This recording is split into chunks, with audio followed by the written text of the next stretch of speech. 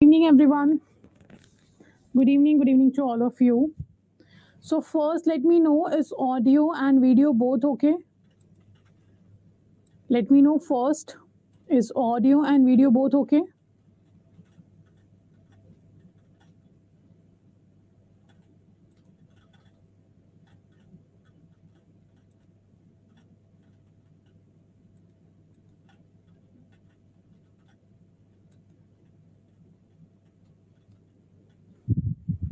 Like we have growth, we had the growth in a certain years. So all this happened from the certain years in the certain phases that we have to cover in this particular chapter. So when it comes to the overview of Indian economy, the overview is simply means to understand how the Indian economy has evolved in the country. So before moving forward, these are the 4 modules that we have to cover, and we are starting with the module A of your, that is an overview of Indian economy. Okay, now the next thing is, these are the units which we have in the module A. One second, yeah, these are the unit which we have in the module A. So we are discussing first unit, that's an overview of Indian economy. Clear? Now, before moving forward, there are certain terms that we have to discuss. Like if I am talking about, there are 2 terms. First is economics and second is economy. Okay, we have 2 terms, economics and economy. So what is the difference between the two? Economy and economics, there are 2 terms. What's the difference between the two? The economy is the actually a system where we do production, distribution, and consumption of goods and services. Economy is simply a system where we are performing production, distribution, and consumption of goods and services. This system is known as economy. And very good, I got an answer from Ahmed sir that economics is what? It is the study of economy. When you study economy, it will be known as economics. So what you are actually studying in economics, you are studying in economics like what the system is, what production, distribution, consumption of goods and services are doing. Okay, so study of economy is known as economics. And what is economy? Economy is simply a system in which production, distribution, and consumption of goods and services will be done. Now, what is the requirement of studying this system? Why we are studying this system? The reason behind it is that we have a scarcity of resources. We have what? We have a scarcity of resources. It means we have a limited resources. But when it comes to needs and wants, we have unlimited needs and wants. And we have what? We have unlimited needs and wants. So it's very obvious we have to find out a way. We have to find out a way that these limited resources will fulfill our unlimited needs and wants. And to find this way and to find the method how this limited resource will help us to fulfill the maximum needs and wants, this is the study which is economics. Okay, so we have to find out a way in which we know how to do the allocation of these resources to fulfill the unlimited needs and wants. And that's the reason behind why we are studying economics. That's the reason why we are studying the economics in the country. Clear? So economy is simply a system where the production of goods and services will be done, and production, distribution, and consumption of goods and services will be done. That system is economy. And when you study that economy, that will be known as your economics. And the reason behind why you are studying this economy and economics, because there are unlimited needs and wants and very limited resources are there. It's not only in India, in every economy, in every country, you will find out that resources will be limited and needs and wants will be unlimited. So you have to find out a way how to fulfill this. And to know that, you have to find the allocation. Now, this economics have been divided into two branches. To make this study easy or to make this study more useful, the economics have been divided into two branches. The first we have, that is microeconomics, and the second we have is macroeconomics. So economics have been divided into what? Into two branches to study the economy much more better, or to have a proper study. That is your micro and macroeconomics. Microeconomics means when you study the individual. Study of individual is your microeconomics. Okay, so when you study the individual person, that's your microeconomics.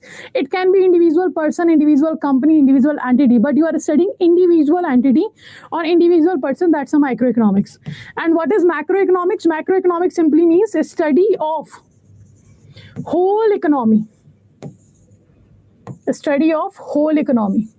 So when you study the whole economy together, or aggregate study you are doing, that will be known as macroeconomics. So when you are studying whole economy, that's a macroeconomics, and when you study individual, that's a microeconomics. Clear? Now, these two branches have been divided by Mr. Ragnar Fritsch. Mr. Ragnar Fritsch divided the economics into two branches in the year 1933, and these two types are micro and macroeconomics. Okay, let me know micro and macroeconomics is clear to all of you. Is micro and macroeconomics clear to all of you?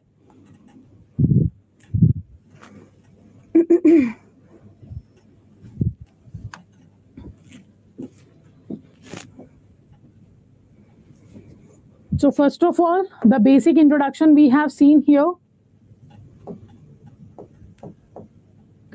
that economics is the study of economy. Economy is a system where production, distribution, consumption of goods and services have been done. Why you are studying this economy? Why you are studying this system? Because there is a limited resources and unlimited needs and wants. And to make it more proper study, we have divided economics into two branches, micro and macro. Let's say example will be like, for example, in this particular class, we have 100 students. Out of these 100 students, if I am talking about only one person, if I am talking about the needs and demands and the behavior of only one person, that's what? That's a microeconomics. Out of 100, I am talking about only one. That's a microeconomics. And if in this particular class, I am talking about every student's needs and wants, every student's behavior, together I am studying that, which will be a macroeconomics. Out of group of 20 countries, if you are studying only one country, that's a microeconomics. If you are studying all the 20 countries, that's a macroeconomics. So it's simply when you cover every one in the study, that's a macro. When you study the individual behavior, that's a micro. Okay? So that's what it is written here also in the definition. You can see that allocation of scarce resources means limited resources of economy according to our priority in order to satisfy our needs and wants of individual as well as of society. Okay, so finding out a way to allocate the resources in such a way you are able to fulfill your unlimited needs and wants with the limited resources, that what is the economics. Now, economics term has been taken from the Greek language. Okay, economics came from the Greek word that is oikonomikos or oikonomia. And both means management of household or household management. So let's say if we talk about our house, everybody's house. What happens in our household, we also face that the need of family members are more comparative to what resources the family has. Okay, every time we have faced this situation, let's say we have a family of 5 person. So what happened? The 5 person have the demands, which is we are not able to fulfill at once. So we have to prioritize our needs. है ना, out of 5 tasks, we have to prioritize the top 3 tasks which we are not be able to ignore or to delay. So we will be allocating our resources in all those 3 important and most important tasks. That's what we do at every household. It happens. Every person is doing this. And that was the oikonomikos. Like how you are managing your house, how you're managing your needs and resources. That's the study is oikonomikos, or you can call it a oikonomiko. From this word, we have created the word economics that says the management of nation. It means management of nation. How you are managing the available resources in the nation, and how you are fulfilling the needs and wants on the basis of those resources. It is your economics. Taking from the word taken from the Greek word. Okay.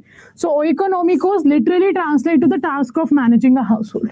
So what we all are doing, we are actually managing our household now by prioritizing our requirements, by prioritizing what are the things which we need immediately and what are the things which can be delayed for the next month. Okay. Now, next we have branches of economics. That what I have told you, we have microeconomics and macroeconomics.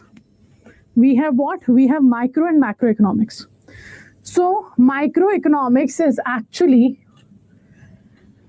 the study of individual. First of all, who divided these 2 branches? That is Mr. Ragnar Fritsch. In which year? In 1933. And you can see macroeconomics, which concentrate on the behavior of economy as a whole. It talks about the economy's behavior, not an individual person's behavior. But when it comes to the microeconomics, which focuses on individual people and businesses. That's the difference. In microeconomics, you focus on individual person, individual people, individual business, individual firm. But when it comes to the macro, it talks about the economy as a whole. Okay, now evolution of Indian economy, how it happened. So first of all, in this particular topic, we will find a lot of data, a lot of numbers that we have to memorize. And out of this, what are the numbers which are very important? I will highlight those database, or I will highlight those data, or I will tell you in the class that this is important. Remember that only those data are important, and only those data which you have to memorize. Okay, not every data is important. First of all, the data related to Mr. Angus Maddison, all the data he has given is very much important. Every data you have to remember, which is given by Mr. Angus Maddison.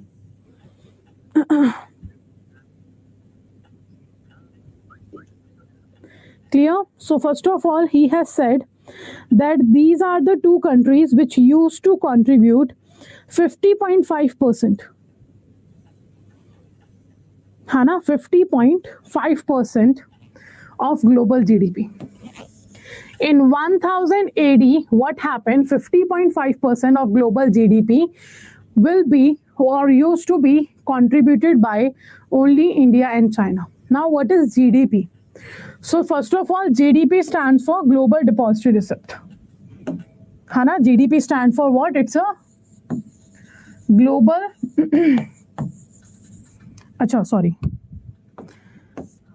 GDP stands for Gross Domestic Product.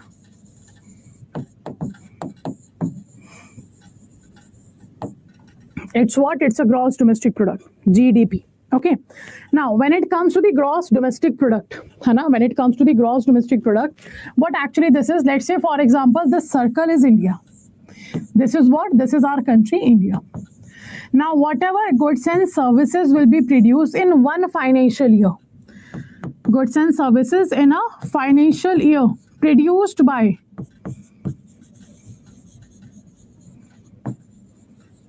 Indian or foreigner, doesn't matter, Indian or foreigner, within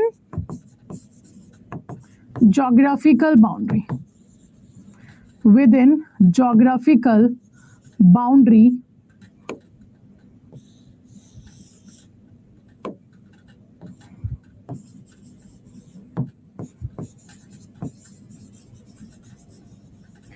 is known as GDP.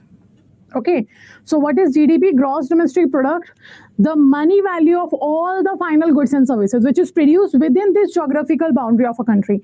Whether it is produced by an Indian or a foreigner doesn't matter, but it have to be produced within the geographical boundary. The money value of this production, this money value of this production is known as GDP. So GDP definition stands for GDP is the money value of all the final goods and services which is produced within the geographical boundary of a country during a financial year. So whatever production within the geographical boundary happened in one financial year, that is known as your GDP. Whether this production have been done by Indian or foreigner doesn't matter. The thing that is matters that it should be produced within this geographical boundary. That's the major point you have to remember in case of your GDP. Clear? So this production at the global level used to happen, out of which 50.5% used to contributed by India and China together. Let's say in world we are producing 100 products. Out of 100, 50 products and half product, let's say 5.5 product. These products used to be produced by India and China. In the world, we are doing comparison with the world. And the same data increased to 52% in the 1600 AD. In 1600 AD, India and China together was producing 52%. Okay, out of this 52, China's contribution was 29, India's contribution was 23. And after a century, China's contribution in the global GDP share was declined and India's contribution increased, and it increased to 24.4 from 23%. Okay, that was the situation of India at the time of 1600 AD, and that's the data you have to remember. This whole slide is very important. You have to remember these data. Okay, apart from that, next, when Britishers came in India, because of the Britishers, the contribution of India's in the global GDP declined. We used to contribute 24.4%. It declined by 1820 to 16.1% because of the Britishers. And why this happened? Because Britishers used to take raw material from India to Britain, and they used to produce the goods and services in their country, not in India. And they used to sell those goods and services from their country only. So that's why India's GDP as well as India's income declined when the Britishers entered in the country. Clear? Next. In 2021, if we talk about IMF, International Monetary Fund, that's the international organization which have a certain number of member countries, and IMF help its member countries in any kind of economic problem, like economic crisis. If any country is facing economic crisis, the country can go to the IMF and IMF will help the country. Okay, so economic crisis, and also to maintain the monetary stability in the economy, to maintain the financial stability in the economy, IMF also gives suggestions to the economy, to its member countries. So IMF is what? It's an international organization. So according to IMF, in 2021, India's contribution is 7.3. Okay, now if we talk about India's rank in GDP purchasing power parity, India is at the 3rd rank in the world. The first is USA and the second is China. So India, in context to GDP purchasing power parity, India is at the 3rd rank and USA at worst, and the China is the 2nd. Okay, now what is this purchasing power parity? We understood what is GDP, but what is purchasing power parity? Let's discuss that. Purchasing power parity. Okay, so what is it?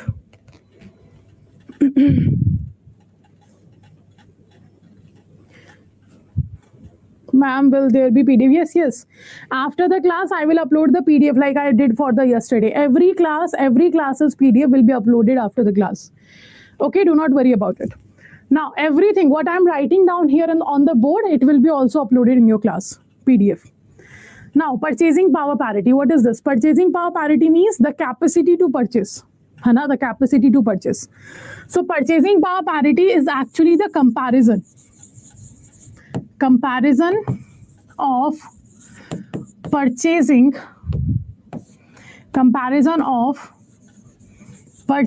power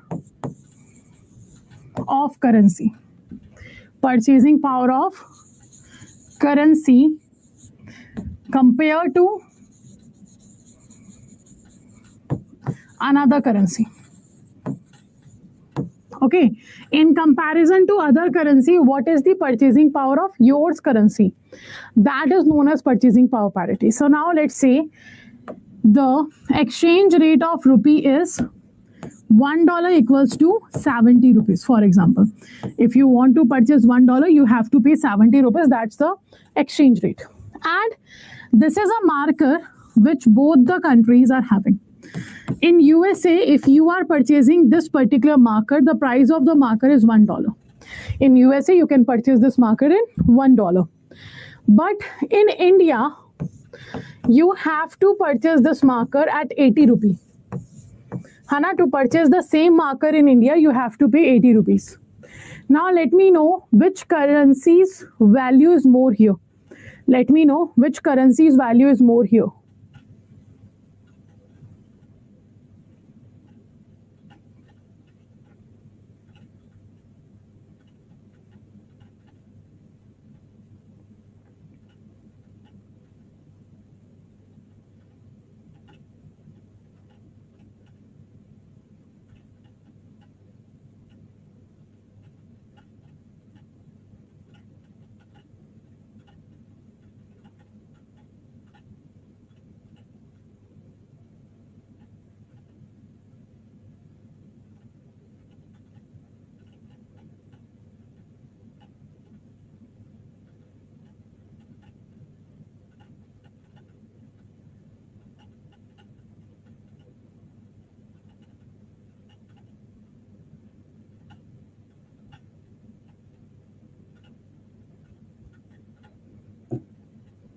Okay, everyone is saying US dollar. Very good.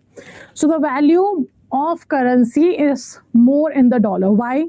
Because the same marker, to purchase same marker, the USA currencies have to pay less money and they are getting more goods and services. In that situation, your currency's value or your money value will be increased. If you have to pay less money and you are getting more goods and services in that amount, it means your money value is increasing. So here, the dollar's value is more than the rupee's value, because dollar is able to purchase the market at the less amount of money. And that's what the purchasing power parity is when you compare the purchasing power of the currency with the other currency.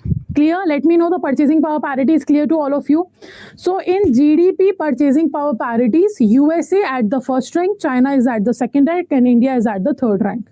Let me know this concept is clear to everyone. Those who are watching us on YouTube, do let me know, is this concept clear to everyone? I am watching your comments also.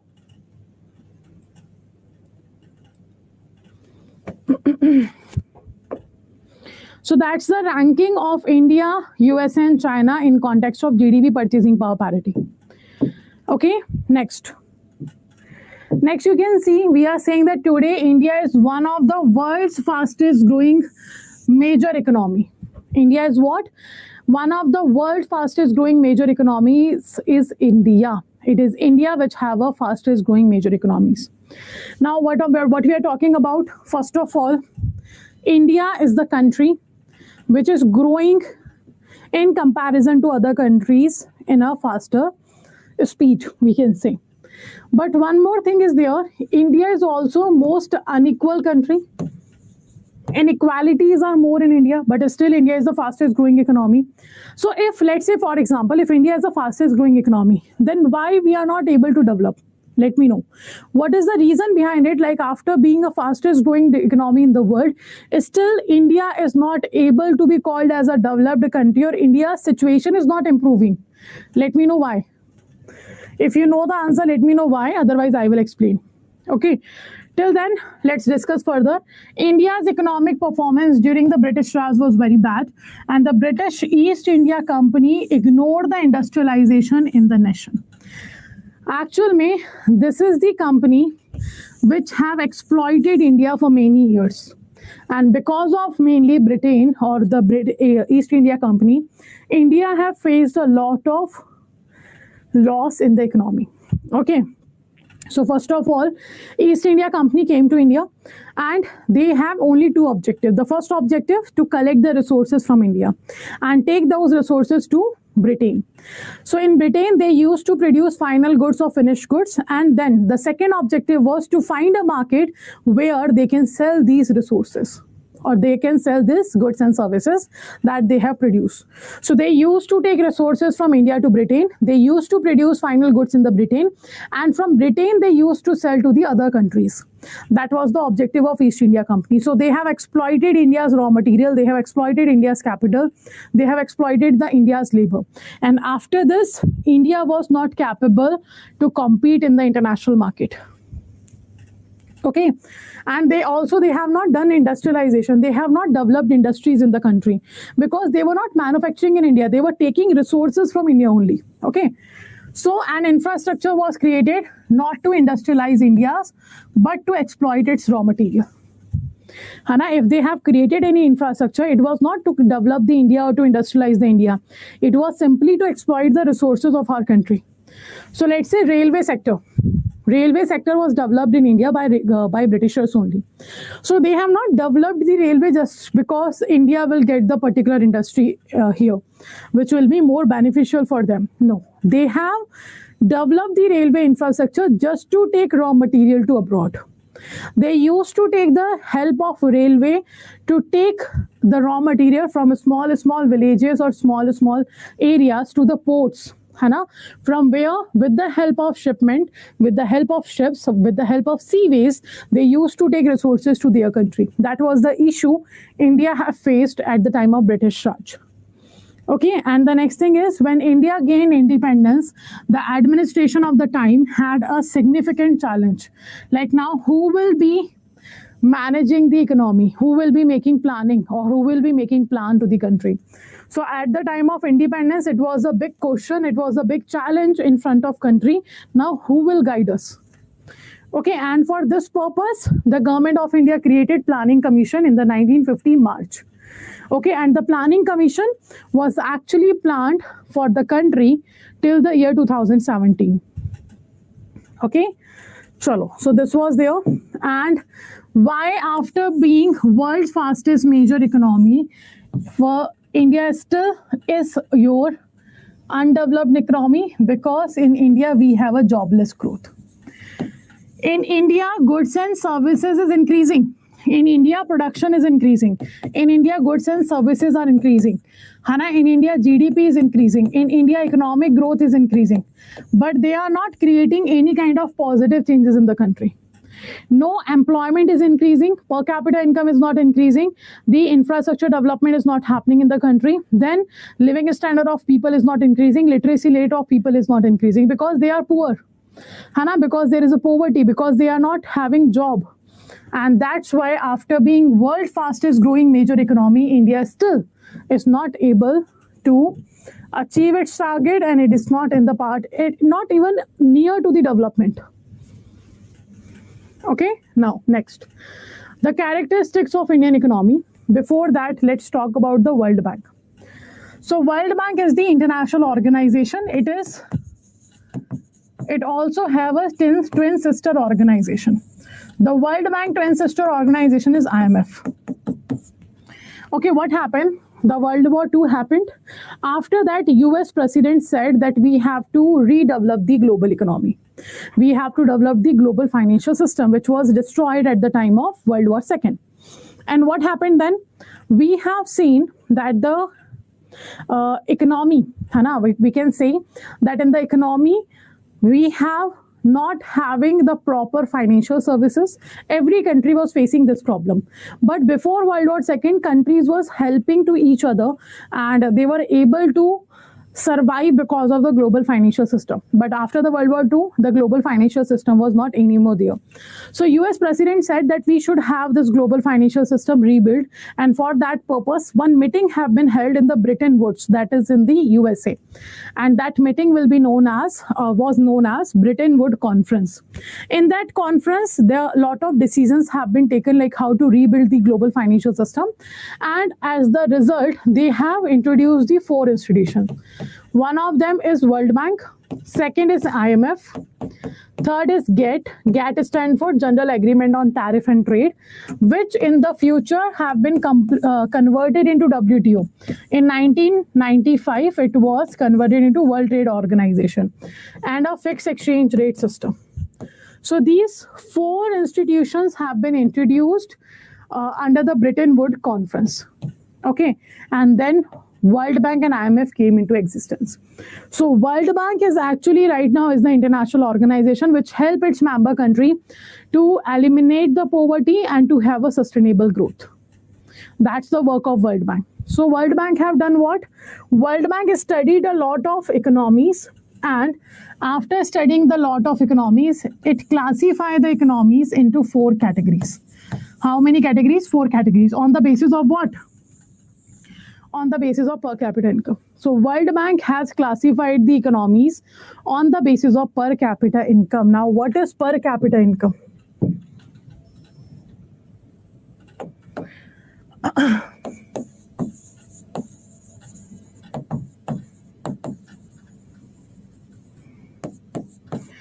Per capita income will be calculated like national income divided by total population. Okay, national income divided by total population. So per capita income is actually the average of national income. It is what? It is the average of national income. Clear? Per capita income is what? It is the average of national income. So national income divided by total population. That's the per capita income we have. Clear? It means per capita income tells us how much money the individual person is earning in a certain financial year. So it's the average of national income means it tells us like whatever the number of people are earning in the country, what is the average amount of earning they are having in one financial year. That was per capita income. So on the basis of per capita income, World Bank divided the economies into 4 categories. First is lower income, lower middle income, upper middle income, and the higher income. These are the 4 categories of economies given by World Bank. Very important slide. Do remember everything about this slide. Okay. Now, India comes under the lower middle income economy. Reason? Because as per World Bank, those countries, those economies whose per capita income is between $996 and $3,895, these economies will be your what? Lower middle income economy. And India's per capita income was $1,891 in the year 2019. That's why India have been named as a lower middle income country as per World Bank classification.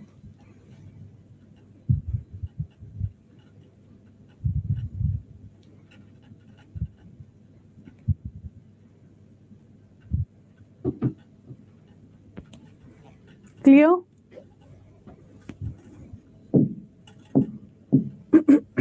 Next. Indian economy in terms of purchasing power parity. So we have discussed on the basis of purchasing power parities, India's rank is what? 3rd. But in comparison, in context to per capita income, India's rank is very low because India has a very low per capita income. Okay.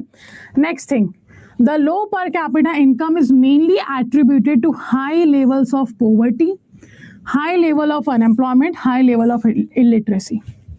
Okay, because of the low per capita income, you have more unemployment in the country, more people are poor. Okay, and less people are literate. That's what happened when you have a less per capita income. So in terms of per capita income, simply we can say that the country have high level of poverty, high level of unemployment, high level of illiteracy. So per capita income means the per person income, na? So if let's say your per capita income is less, people are earning less money, it means what? Unemployment is more, na? If people are earning less money, it means unemployment is more. If people are earning less money, it means people are poor, so poverty will be high. If people are poor, they will not be able to have the proper education, so illiteracy will be high. Illiteracy will be high. Okay, people will be illiterate. And why all these are happening? If people are having less per capita income, it means people are not having job. If people are not having job, it means in the country production is less. That's why there is no job. If the production is less, it means the demand of the country will be less. If the demand is less, it means people do not have money supply. In that situation, it might be possible that your growth of the economy will be decreased. Hana, one of the reason is very good population is high. One of the reason is population is increasing. Hana, that is also one of the reason. Okay, so all these things will be there. All these things are connected to each other. Because the production is less, you can say GDP is less. And the economic growth is also less.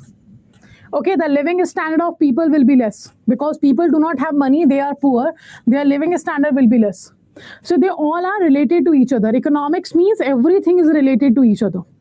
Okay, but in your syllabus, they have defined only relation between per capita income, unemployment, poverty, and illiteracy. So you do not have to go that much in depth. Just remember, because of low per capita income, the unemployment, poverty, and illiteracy, all these three will increase.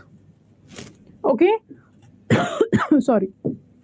Now, India was a backward nation at the time of independence because when Britishers left us, everything they have taken from India. So when the Britishers were in India, there used to be a unilateral transaction. So unilateral transaction means one-sided transaction. The resources, the money,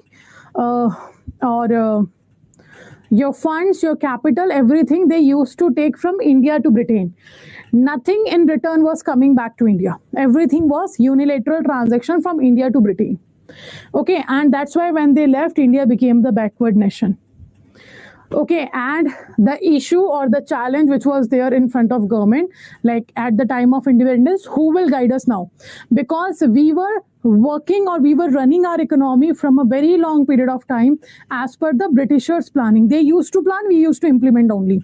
Now the big challenge in front of government was there that now who will do this planning work? Who will tell us what should be done? How we decide what should be done?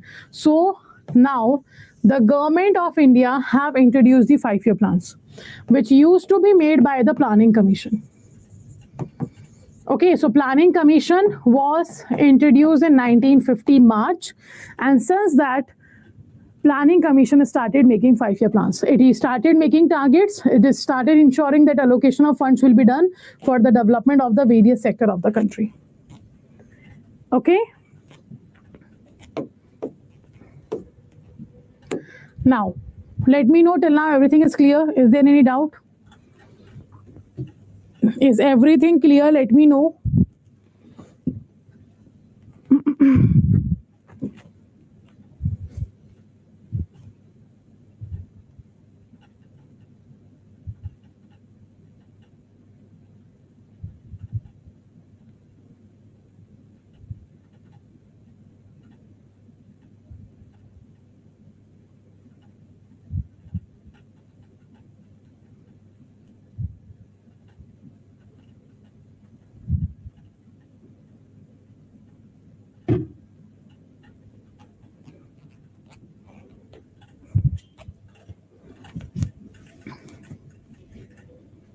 Okay, all clear. Next we have a certain points, certain terms that tells us about the nature and characteristics of Indian economy.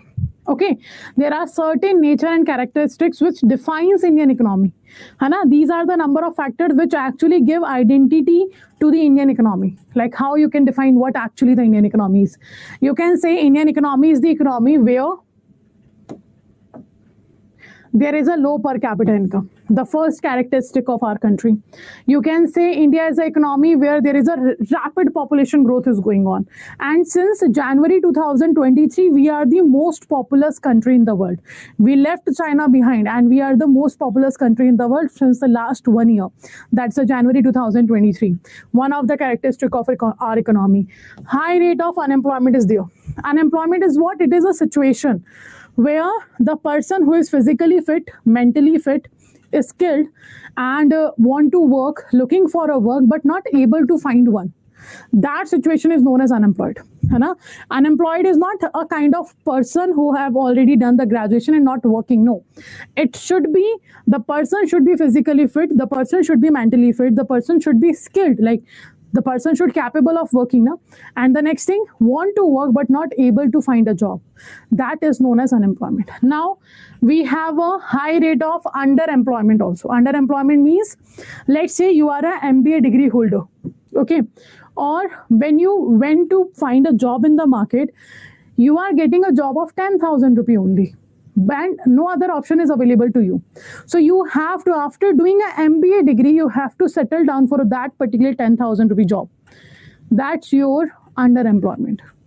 You are capable of more. You are capable of more better job opportunities, but you have to settle down for the less.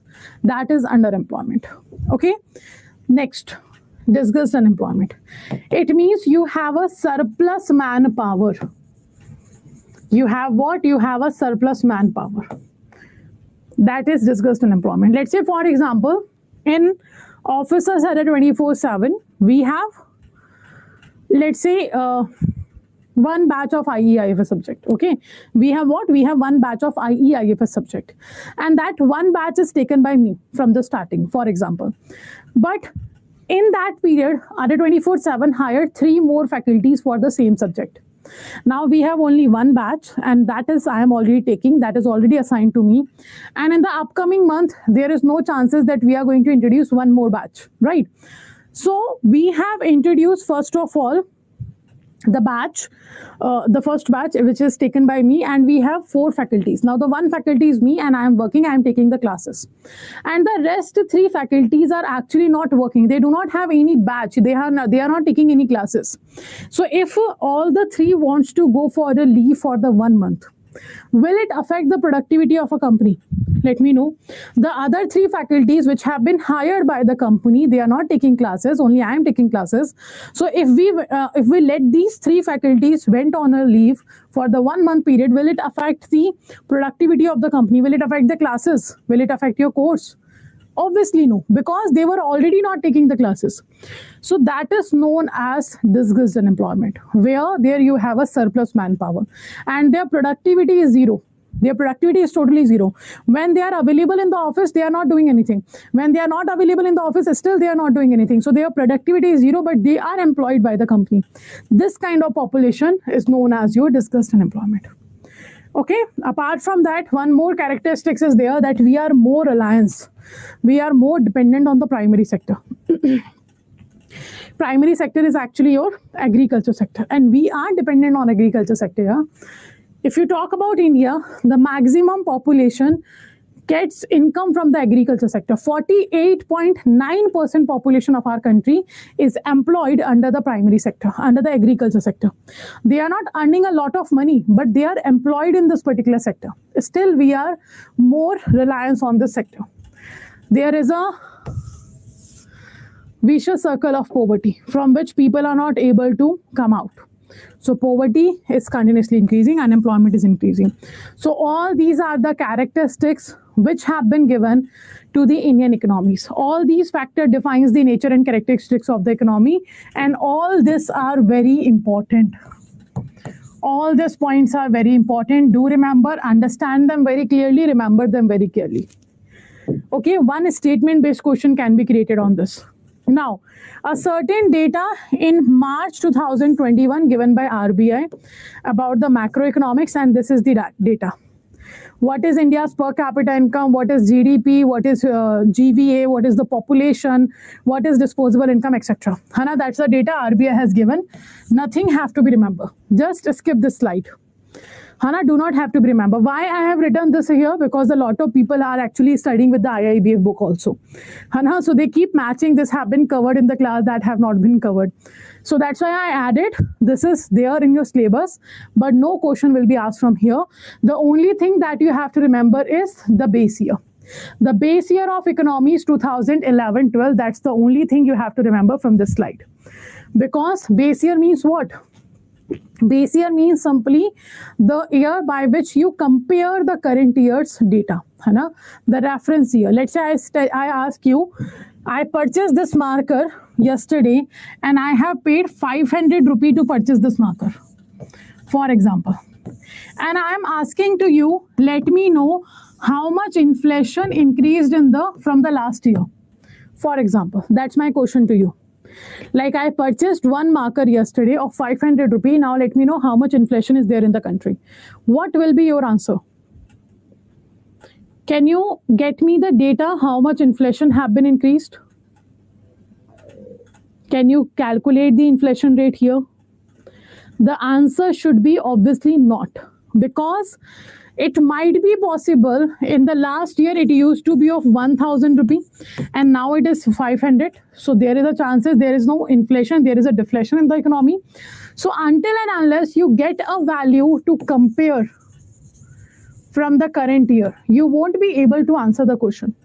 If I say that last year it was of 250 rupees and now it is of 500 rupee and I have given this data to you, Hana, then you can say 100% inflation rate is there because just double prices happened. So this year by which you compare the current prices, this year is known as base year, this year is known as your reference year, and that will be called as a base year, and that base year for our economy is 2011-12. Clear? Okay. Now, next, India used to be called as an agriculture economy. India used to called was agriculture economy. Achha, if you want to call any economy, like what type of economy it is, it's an agriculture based economy, it's a service based economy, it's a let's say industry based economy. If you want to call any economy a particular type, then there are two criteria. First criteria is that the national incomes, half national income of a country, the half national income of a country should come from that particular sector. Okay, the half national income of the country should come from that particular sector. That's the first criteria you have to follow. The second criteria that is there, half of the employment generation. Half of the employment generation, it means half of the jobs should be created from the same sector. Okay, let's say if you want to call India an agriculture based economy, then 50% national income should come from agriculture sector and 50% jobs should be offered from the agriculture sector. Then you can call agriculture, India is an agriculture based economy. If you want to call this India is a service sector economy, then 50% of national income should come from service sector and 50% jobs should come from the service sector. But right now, no such kind of criteria fulfilled by agriculture, secondary sector and tertiary sector. So India is none of the type of economy right now. Okay, but earlier it used to be there. India used to be agriculture based economy, but after the independence, agriculture shares keep declining. Okay, and the share of industry and service sector is increasing. So India used to contribute 53.1% of our income.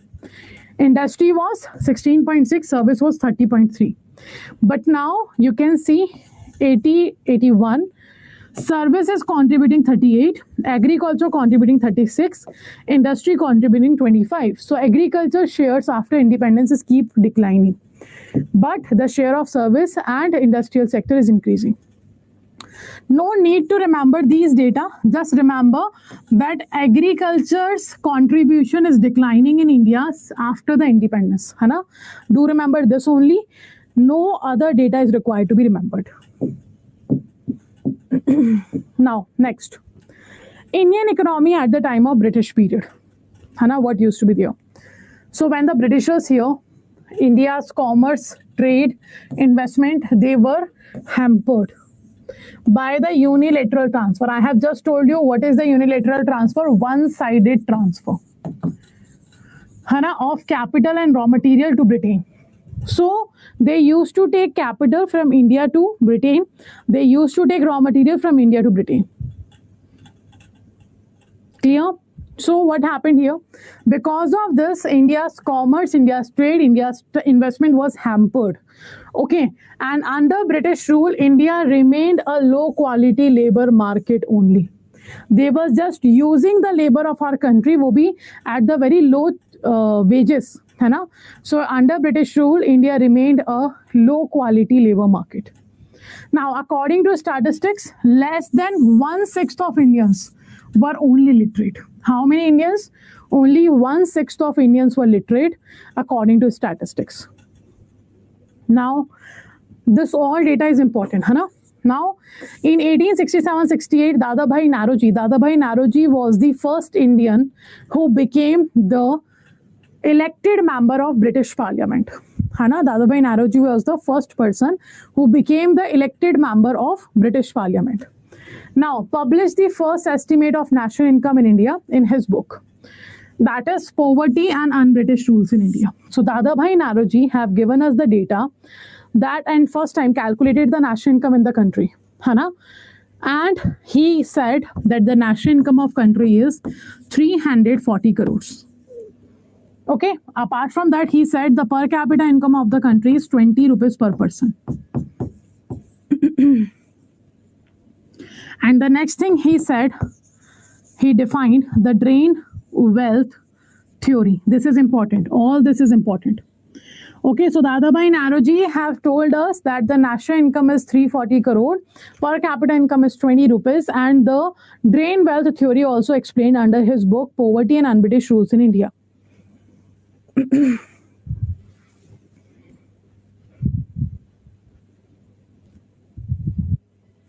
Clear?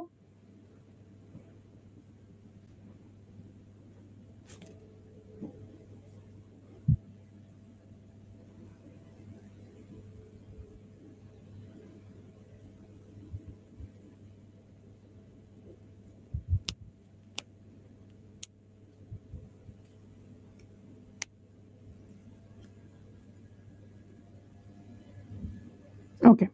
So Dadabhai Naroji have first time conducted the national income calculation, per capita income calculation.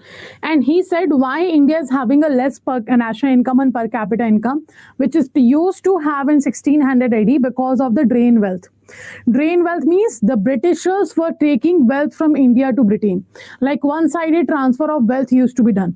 The capital, the resources, everything used to be taken from India to Britain, because of which our national income, our per capita income have been deducted or have been decreased. Okay, so that's what we're talking about here in the case of your Dadabhai Naroji first estimation. Clear? So this is what we have discussed today. From here onwards, we will discuss in the next class. But apart from that, let me know, is there any doubt? Let me know, is there any doubt in today's session?